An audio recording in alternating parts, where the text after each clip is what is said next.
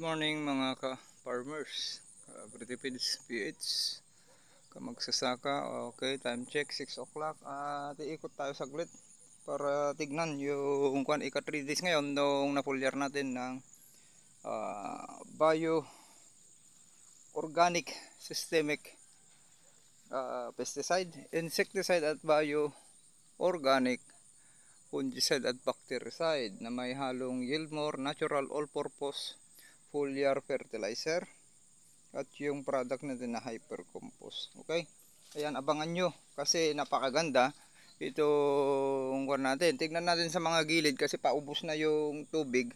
Habang may tubig pa, tignan natin yung mga nakalutang saglit sa magti 3 days ngayon. Nakita nyo naman kung gaano sa group chat natin, pinakita natin dyan kung gaano kalalakas yung ulan nung after 1 day ay kinahaponan nung nagpulyar tayo, pero pansinin nyo ay patay pa rin kahit yung mga steam borer na number 1 na problema ng mga farmers. Yan yung cause ng dead heart at whitehead.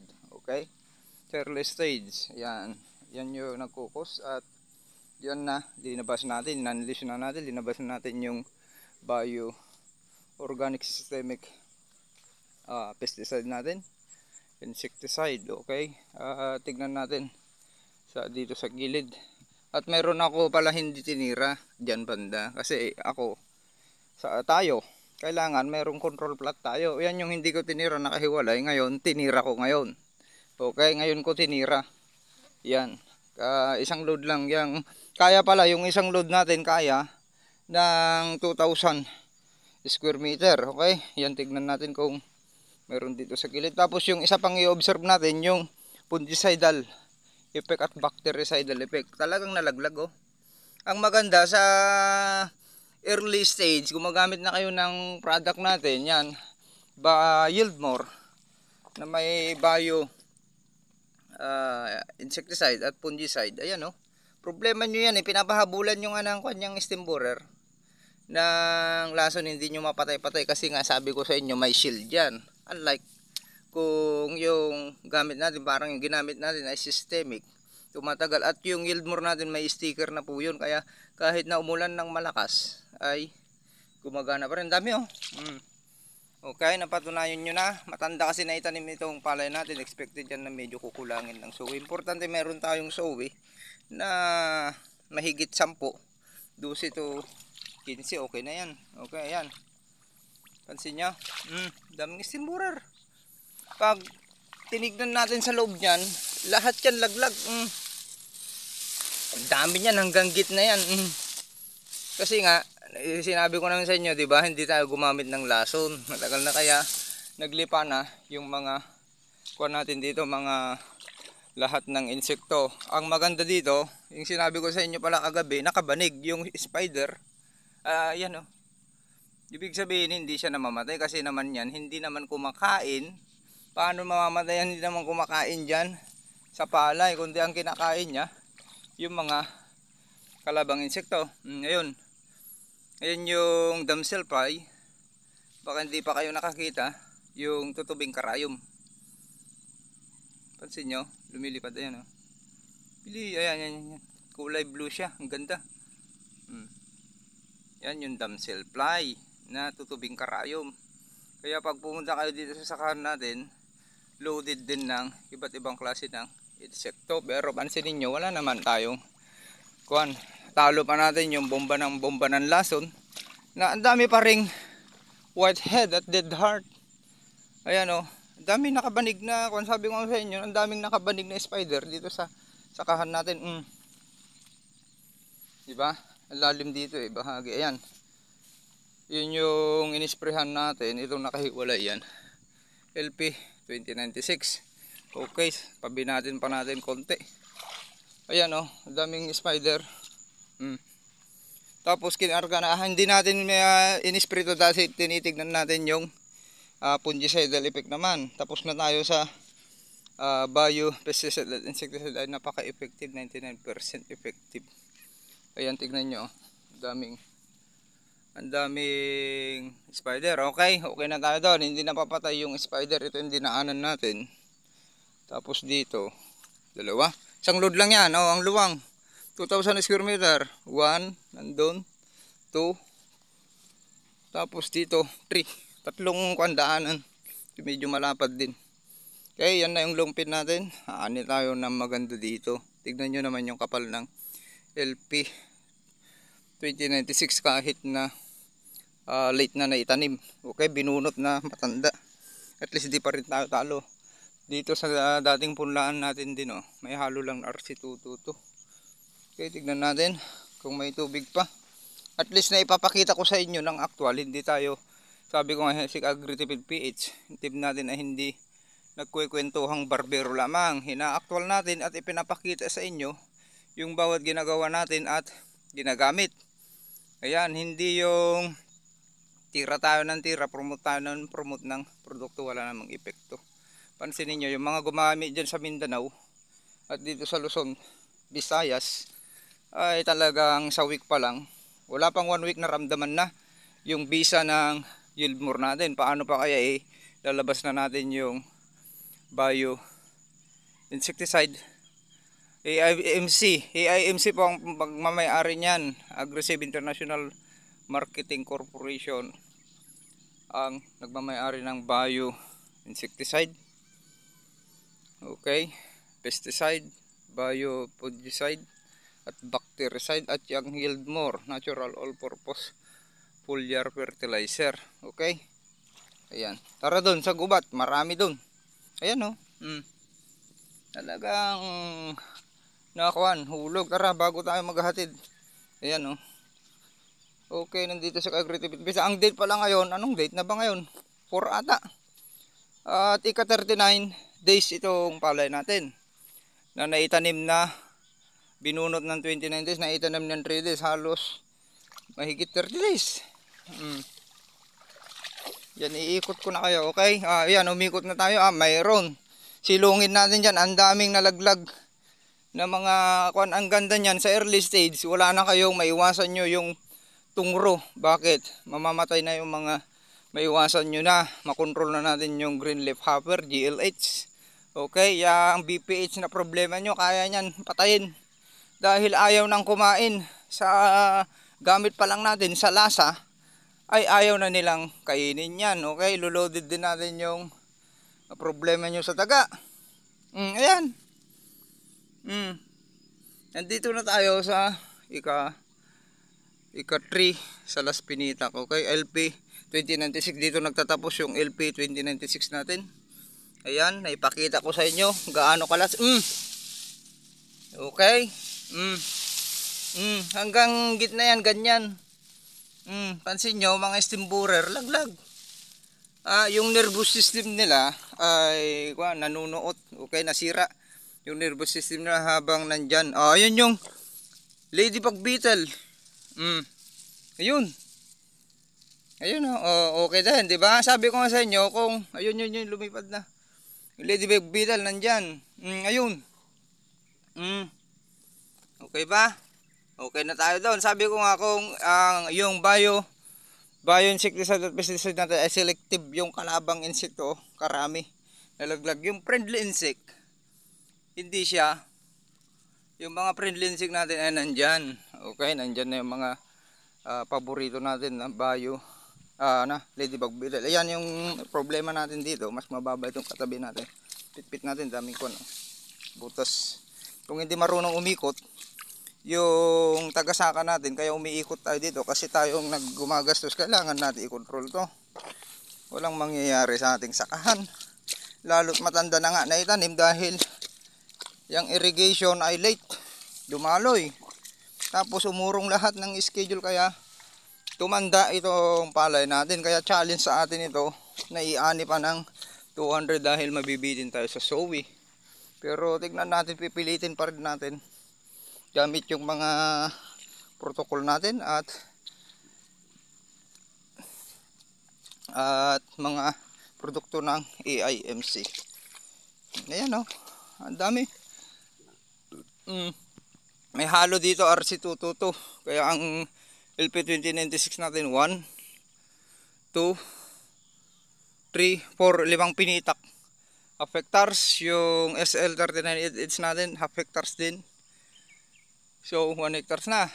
Tapos itong RC222 natin dito sa likod na sinasabi ko sa inyo ng tangkad na, pero may halo pa rin na LP dito. May halo din RC222. Ang tibay ng inbreed. Tignan nyo, linis. Lalo na ngayon nagamitan natin ng bioinsecticide fungicide. Wala nang istorbo sa baba. Hanggang dito may butas. Di ba na maubos yung tubig niyan kung hindi marunong magpitpit yung taga-saka natin ang kapal. RC222 LP.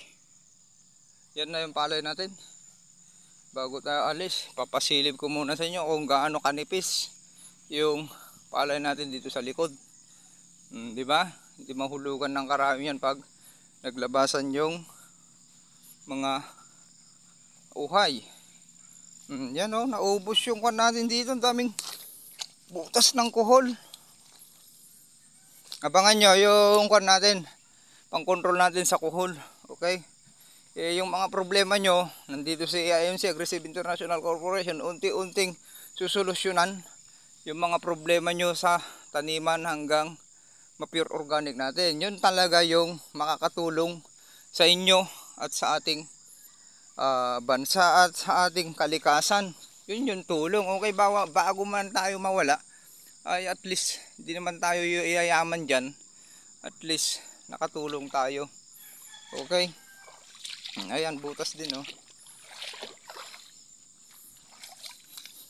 Oh, di ba? Linis na. Mas malinis na ngayon dito sa gubat. Ang daming kon dito. Ang daming kalaban. Kasi shaded. Pansin nyo? Laglag, okay. At least napakita nyo na. Ito pinakamaraming RC222 na itanim. Tignan nyo na. Silipan nyo. Okay. Diba? Kapal. Pag lumabas ang uhay, ang ganda. RC222, napakalinis. Ang tibay nung resistant nito kahit sa blight. Okay? Ang linis. Kailangan nyo lang ng tamang protocol para umanin ang maganda. Protocol ng Agritipid PH. Yan, team, nandyan para ma-unlock ninyo yung ganda ng inyong tinatanim.